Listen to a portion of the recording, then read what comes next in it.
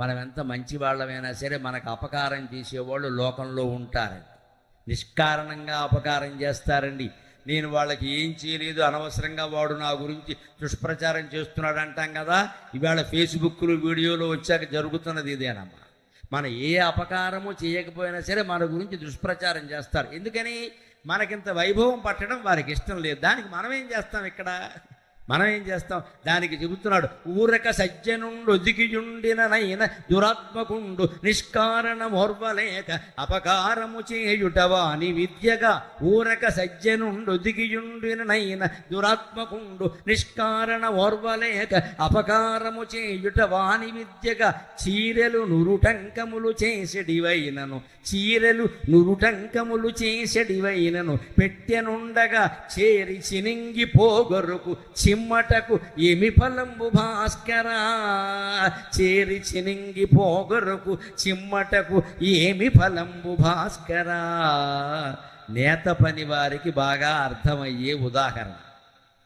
ఇంతకంటే గొప్ప ఉదాహరణ ఉండదండి. ఊరక సజ్జనుండు ఒదిగియుండిననైనా, మనం సజ్జనులం, మంచి ప్రవచనాలు వింటున్నాం, మంచి గ్రంథాలు చదువుతున్నాం, సంసారం చక్కగా చేసుకుంటున్నాం, ఒదిగి ఉన్నాం, వినయంగా ఉన్నాం, ఎవరి జోలికి మనం వెళ్ళలేదు, మనం ఎవరిని మనం ఏమల్ల. కానీ కొంతమంది మనకు అపకారం చేస్తాం. జాగ్రత్తగా ఉండాల్సిందే. మనం ఎవరికి ఏం చేయలేదు కదా, వారెందుకు చేస్తారో అనుకోవద్దు, వారి బుద్ధి. మనం నడిచి పెడుతున్నామండి, ఒక గుమ్మం కొంచెం పొట్టిగా ఉంది, నాకు తల వంచే అలవాటు లేదు అని వెళ్ళే మనకు తల పగిలిపోతుంది. అక్కడ తల వంచాలి, తప్పదు. కాస్త చూసుకుని నడవాలి. ఇప్పుడు లక్ష్యాన్ని సాధించాలి అంటే లక్ష్యం మీద దృష్టి పెట్టకూడదమ్మా, చాలా పొరపాటు. విద్యార్థులు అక్కడే దెబ్బతింటారు. లక్ష్యం మీద దృష్టి పెడితే పడిపోతాడు ముందుకి. లక్ష్యాన్ని సాధించే మార్గం మీద దృష్టి పెట్టాలి, అప్పుడు లక్ష్యాన్ని సాధిస్తాడు ఖచ్చితంగా. లక్ష్యం మీద దృష్టి పెట్టి లక్ష్యం గురించే ఉంటుంది బుర్రలో, మార్గం పోయింది. ఇక్కడ మార్గం మీద దృష్టి పెట్టాలి. ఇక్కడి నుంచి అక్కడికి పరిగెత్తి ఆ బల్ల అందుకోవాలి అంటే మధ్యలో ఎవరున్నారో చూసుకోవాలి. పరిగెట్టేమనుకో వాళ్ళందరి మీద పడిపోతాం. ఇక్కడ మధ్యలో చూసుకోవాలి, ముందు దారి క్లియర్ చేసుకోవాలి. ఇక్కడ బాబు నాకు దారి ఇవ్వండి అని అడగాలి, అప్పుడు పరిగెట్టాలి. కానీ జనం ఉండగానే, రాళ్ళు ఉండగానే, రప్పలు ఉండగానే నువ్వు పరిగెట్టేవనుకో మూతి పగిలిపోతుంది. లక్ష్యం మాట ఎలా ఉన్నా ఆసుపత్రిలో పడతావు పోయి. ముందు దారి స్పష్టంగా ఉందా? ఆ మార్గం మీద మనం దృష్టి పెట్టాలి, అప్పుడు మనం గెలుస్తాం ఖచ్చితంగా. లక్ష్యం మీద దృష్టి ఎప్పుడు పెట్టాలి? దగ్గరికి వెళ్ళాక పెట్టాలి. ఇంకొంచెం దగ్గరికి వెళ్ళాక ఇంకాస్త వేగంగా పరిగెడితే లక్ష్యాన్ని తాకినట్టు. అక్కడ వేగంగా పరిగెట్టు. మొదటి నుంచి వేగంగా పరిగెట్టే మనకు ఆయాసం వచ్చి మధ్యలో పడిపోతాం. Slow and steady wins the race, ఇంగ్లీషులో చెప్పే మాట. నెమ్మదిగా చెయ్యి, సావధానంగా చెయ్యి, సావకాశంగా చెయ్యి, స్థిరంగా చెయ్యి, తప్పు లేకుండా పని చేయి, నువ్వు ఖచ్చితంగా లక్ష్యాన్ని సాధించినట్టే లెక్క. దానికి ఉదాహరణ చెబుతున్నాడు ఇక్కడ. ఊరక సజ్జనుండు ఒదిగియుండిననైన, మనం వినయ విధేయతలతో ఉన్నా సరే, మన ఇంట్లో మనం ఉన్నా సరే, ఎవరి జోలికి వెళ్ళకపోయినా సరే మన గురించి కొందరు దుష్ప్రచారం చేస్తారు. నిష్కారణం ఓర్వలేక అపకారము చేయుట వాని విద్యగా. ఏ కారణమో లేకుండానే మనకు అపకారం చేస్తాడు, మన గురించి చెడ్డ మాటలు చెబుతాడు. ఇవాళ చెడ్డ మాటలు పల్లెటూళ్ళలో పూర్వం అరుగుల మీద కూర్చొని చెప్పుకునేవారు, మహా అయితే ఇళ్లలో చెప్పుకునేవాడు. ఇప్పుడు పెద్ద కర్మ ఏమొచ్చిందంటే సోషల్ మీడియా వచ్చింది. ఇక్కడ వాడికి ఏ ఆలోచన వచ్చినా సరే దాన్ని పట్టుకెళ్ళి ఫేస్బుక్లో పెట్టేస్తాడు. ప్రతివాడు యూట్యూబ్ ఉన్నవాడే. యూట్యూబ్ అంటే గొట్టం కదా, అందుకే లోకంలో గొట్టంగాడు పెరిగిపోయారు. ఇక్కడ ప్రతివాడికి ఒక గొట్టం. అందుకే ఏం మాట్లాడాలన్నా భయం వేస్తుందండి మా పోటీగాళ్ళకు కూడా. ఎందుకని? ఇందులో ఏవో రకరకాల మాటలు ప్రవాహ వేగంలో వస్తాయి, అవి అందరూ సవ్యంగా అర్థం చేసుకోరు. ఆ మాట ఒక్కటి పీకుతాడు వాడు, ముందు తీసేస్తాడు, వెనక తీసేస్తాడు, మధ్యలోంచి లాగుతాడు. నేను ఎవరిని అనకపోయినా సరే ఎవరు బొమ్మ వేస్తాడు అక్కడ, ఆయనకి నాకు తగాద పెడతాడు. పైగా టీవీలో చర్చ పెడతాడు. వీడు సొమ్మేం పోయింది ఇక్కడ? మన్నాడు నా గౌరవం దక్కాలా వద్దా? వచ్చారు, విన్నారు, ఆనందించండి, ఆచరించండి, అందరి జీవితాలు బాగుంటాయి. లేకపోతే ఇలాగే జరుగుతుంది ఖచ్చితంగా. దానికి ఉదాహరణ చెబుతున్నాడు. నేను బాగానే ఉన్నాను కదా, నాకు ఇంత అపకారం జరిగిందంటే కుదరదండి. ధర్మరాజు బాగానే ఉన్నా దుర్యోధనుడు పిలిచి పేక ఆడించి అడవులకు పంపాడు. ఇక్కడ ఈయన ఏమైనా ఆడతానన్నాడా? పిలిచి ఆడించాడు. మరి ఇక్కడ పిలిచి ఆడించాడు. అలా ఉంటారు కొంతమంది. దానికి ఉదాహరణ ఏమిటి అంటే, చీరలను ఊరుటంకములు చేసిడివైనను పెట్టెనుండగా చేరి చినింగి పోగొరుకు చిమ్మటకేమి ఫలంబు భాస్కరా. కొన్ని టంకం అంటే పూర్వం 4 వరహాలు. వరహ అంటే 4 బంగారు నాణ్యాలు. 4 బంగారు నాణ్యాలు ఒక వరహ అయితే 4 రూపాయలు ఒక వరహ అయితే 100 టంకాలంటే 100 ఇంటూ 4 400 రూపాయలు ఖరీదు చేసే చీర 15వ శతాబ్దంలో మాట ఇది, చాలా ఎక్కువ. ఇప్పుడు 40,000 ఖరీదు చేసే చీరలు సైతం పట్టు చీరలు బీరువాలో ఉంటాయి, పెట్టెలో ఉంటాయి. ఇప్పుడంటే గాడ్రేజ్ బీరువాల్లో పెట్టుకుంటున్నారు. పూర్వం చెక్క పెట్టెల్లో పెట్టేవారు, భోషాణం పెట్టెల్లో పెట్టేవారు. ఆ చెక్కని కొట్టేసే పురుగులు కొన్ని ఉంటాయి, అవి చెక్క కోసం కొట్టవు, చీర కోసం కొడతాయి. విచిత్రంగా తమ దారిని తాము పట్టు చీరలన్నీ హాయిగా పట్టు చీరలు కట్టిన ముత్తైదువుల్లా పెట్టెలో ఉండి పక్క పక్కనే మాట్లాడుకుంటూ కూర్చుంటే హాయిగా ఈ పురుగుకి ఏమైనా రోగం అండి అంత దూరం వెళ్ళి దాన్ని కొట్టేయడం. కొంతమంది మనుషుల బుద్ధి కూడా ఇంతే అన్నాడు. ఇంత గొప్ప ఉదాహరణలు మరి ఎవరైనా చెప్పగలరా? మారద వెంకయ్య భాస్కర శతకంలో తప్ప. చీరలు పెట్టిలో పెట్టారు, చీరలు ఎవరికి అపకారం చేయలేదు, అక్కడ ఉన్నాయి, ఎవరిని పలకరించలేదు, ఏం చేయాలా? కట్టుకుంటే బాగుంటే లేకపోతే లేదు. అయినా సరే ఈ పురుగు వెళ్ళి గొడ్డల్ని కొట్టేసే పురుగు వెళ్ళి అంత పెద్ద పెట్టెను కూడా కొట్టేసి లోపలికి వెళ్ళి ఆ చీరలను కూడా కొట్టేసింది. అలాగే నువ్వు ఎవడి జోలికి రాకపోయినా నీ జోలికి వచ్చి నీ ఆస్తి పాడు చేసేవాడు, నీ బుద్ధి పాడు చేసేవాడు, నీ కుటుంబాన్ని విచ్ఛిన్నం చేసేవాడు ఉంటాడు మిత్రమా. చాలా జాగ్రత్తగా ఉండాలి, చాలా జాగ్రత్తగా ఉండాలని చెప్పారు. స్థిరమగు ధర్మవర్తన అయినా అధైర్యం చెందవలసిన అవసరం లేదు.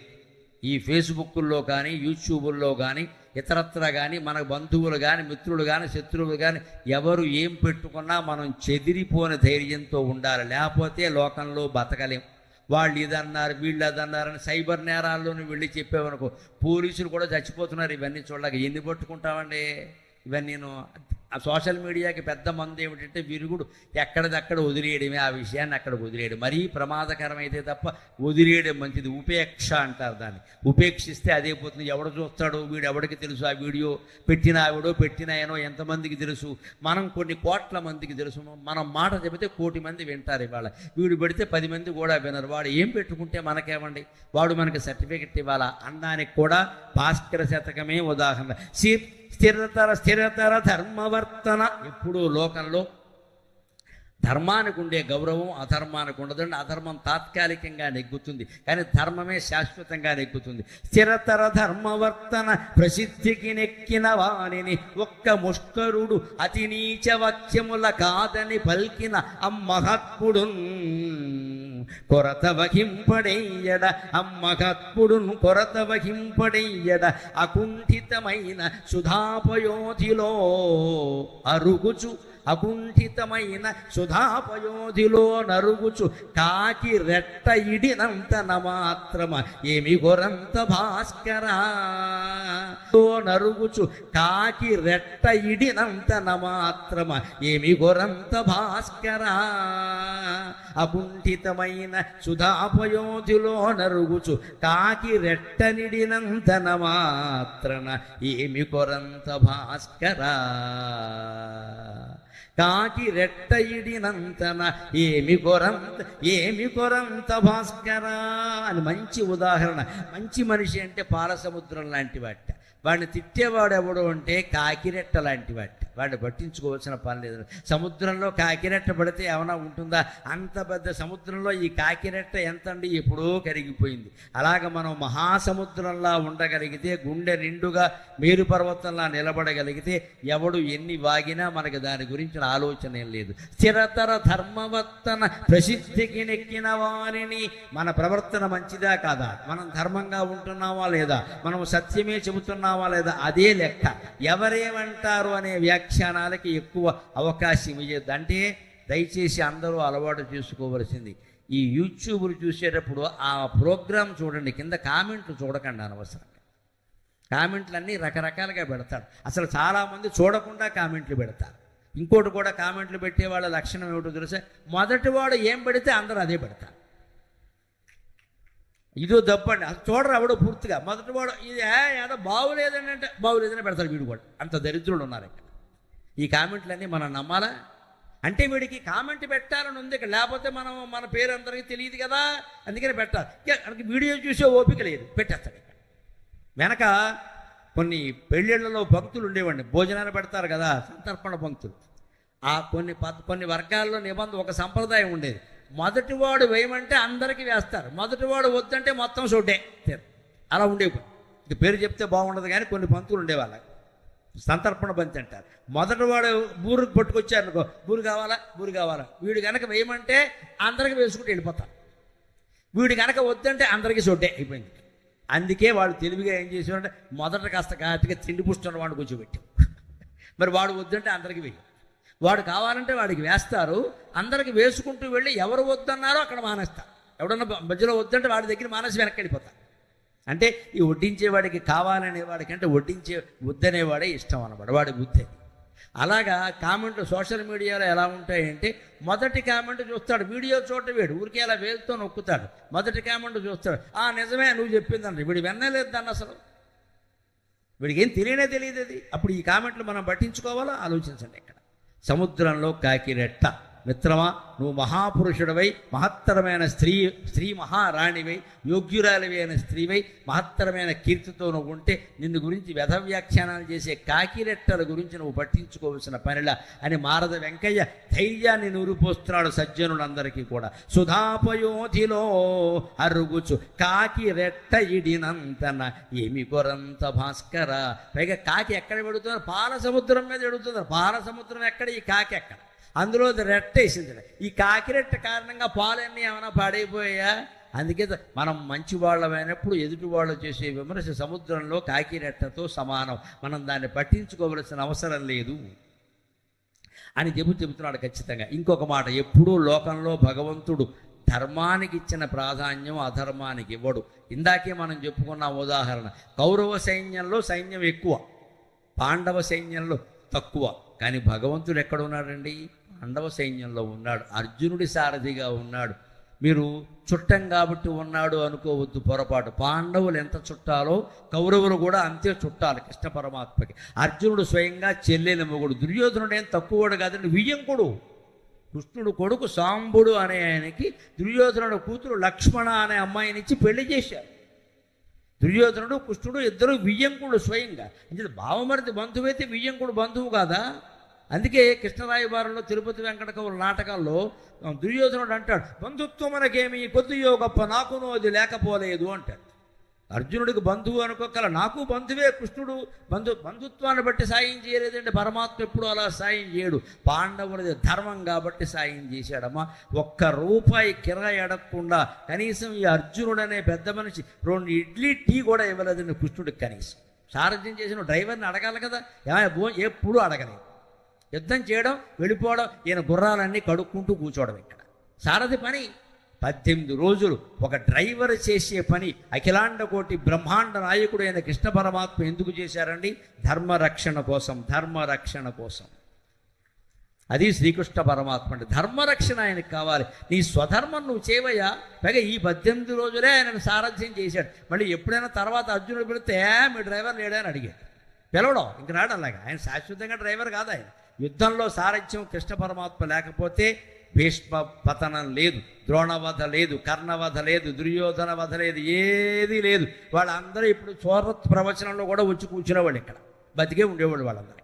వాళ్ళందరూ వెళ్ళిపోయారు. ధర్మం నిలబడింది అంటే పరమాత్మ యొక్క సృష్టి కృష్ణ పరమాత్మ సాయం చేయడమే లెక్క. అది లోకంలో కూడా ఉంది. ఎలాగా? వలనొక కాలనందు ప్రతి వర్షమునన్ పులి 4-5 పిల్లలగను. వలనొక కాలనందు ప్రతి వర్షమునన్ పులి 4-5 పిల్లలగను. దూడనొక్కటి నిలంగను ధేనువు 2-3 నేడులకు. దూడనొక్కటి నిలంగను ధేనువు 2-3 నేడులకు. అటులైన బెబ్బులి కుటుంబములల్పములాయే, బెబ్బులి కుటుంబములల్పములాయే. ఆలవందలు కడు వృద్ధి చెందవే అధర్మము ధర్మము తెల్ప భాస్కరా. ఎంత అద్భుతమైన మాట. మనం ఒక్కోసారి విసుగొచ్చినప్పుడు, కోపం వచ్చినప్పుడు అనుకుంటాం ధర్మానికి రోజులు లేవు, నేను ధర్మంగా ఉన్నాను, నాకేమొచ్చింది ఇక్కడ, అధర్మంగా ఉన్నారు మా బంధువులు, వాళ్ళే బాగున్నారు, మేడ మీద మేడ కట్టారు అనుకుంటాం. ఎప్పుడూ ఒక్కటి గుర్తుపెట్టుకోవాలి, అధర్మం పెరుగుతూ ఉంటే భగవంతుడు కావాలనే ఉపేక్షిస్తాడు. ఎందుకంటే ఎదగాలే ఎదగాలే ఎదగాలే. 1 కోటి రూపాయలు ఎప్పుడు దెబ్బ కొట్టాడు మిత్రమా, 1000 కోట్లు సంపాదించి కొడతాం. ఎందుకంటే ఈ వేదిక మించి పడితే తగిలే దెబ్బ వేరు, ఈ భవనం మించి పడితే తగిలే దెబ్బ వేరు. ఎప్పుడూ అధర్మాత్ములు వృద్ధి చెందుతారని మనం వ్యామోహంలో పడి మనం కూడా అధర్మంగా ఉండే ప్రయత్నం చేయకూడదండి. ఈ ప్రవచనాలు అందుకోసం కాదండి, ధర్మం పెరగాలి. అధర్మాత్ముల్ని భగవంతుడు పెరగనీయడానికి ఉదాహరణ ఏమిటో తెలుసా? మారద వెంకయ్య బ్రహ్మాండమైన ఉదాహరణ చెబుతున్నాడు. వలనుగా ఇది యుక్తమే, కావాలంటే మీరు చూసుకోండి. కానలందు ప్రతి వర్షమునను పులిగి 4-5 పిల్లలగను. పులి పిల్లల్ని పెడుతుంది, ఎప్పుడు ఒక్క పిల్ల పెట్టదు, 4-5. కానీ ఒక్కటి బతకదు, తన బిడ్డల్ని తానే తినేస్తుంది పులి. అందుకే బాగా ఆకలి మీద ఉన్నవాడిని ఏమంటారో తెలుసా? ఈనెన పులి అంటారు. ఈనెన పులి. ఈనెన పులి ఏమిటండి? ఈనెన పులి ఎంత ఆకలి మీద ఉంటుంది అంటే దాని తోక దగ్గర ఉండాల్సిన 4-5 పులి పిల్లల్లో 2-3 పొరపాటున తల్లి కదా అని నోటి దగ్గరికి వచ్చి తినేస్తుంది. దానికి భేదం తెలియదు, తినేయాలి. అలా పులి తన పిల్లల్ని తానే తినకపోతే ఇవాళ సూరత్తులో మీరుండరు, పులులే ఉండేవి నా ఎదురుగా, అంత జనాభా పెరిగి. అందుకే భగవంతుడు అలా పెట్టాడు దానికి బుద్ధి. ఆవుకి ఎంత ఆకలేసినా గడ్డి తింటుంది కానీ తన పిల్లల్ని తినదండి. మరి పులికి ఎందుకుంది? ఇంకోటి కూడా ఉంది సృష్టిలో. పాము 1000 గుడ్లు పెడుతుంది, 1000. 990 గుడ్లు తనే తినేస్తుంది, చుట్టూ తిరిగి తినేస్తుంది మొత్తం. మరి అన్ని గుడ్లు పెట్టడం ఎందుకు? తినేయడానికి అంతే. పాము కనుక ప్రతి పాము పెట్టిన 1000 గుడ్లు బతుకుంటే మనం ఉండవండి, మనుషులు పావులే ఉంటాయి. అపార్ట్మెంట్లు అన్నీ పావులకే, మనకు ఉండదు. అందుకే భగవంతుడు దాని గుడ్లు దాన్ని తినేలా చేశాడు, పులి దాని పిల్లలు దాన్ని అందుకే తినేలా చేశాడు. అందుకే ఇక్కడ కవి ఏం చెబుతున్నాడంటే మీరు గమనించండి, అడవిలో పులి ఏడాదికి 4-5 పిల్లల్ని పెడుతుంది. ఆవు 2-3 ఏళ్లకి ఒక దూడ కంటుంది. మహా అయితే కవల దూడలు చాలా అరుదు, ఎక్కడో తప్ప ఉండవు. 2-3 ఏళ్లకి ఏటేటా కండం కూడా చాలా తక్కువే.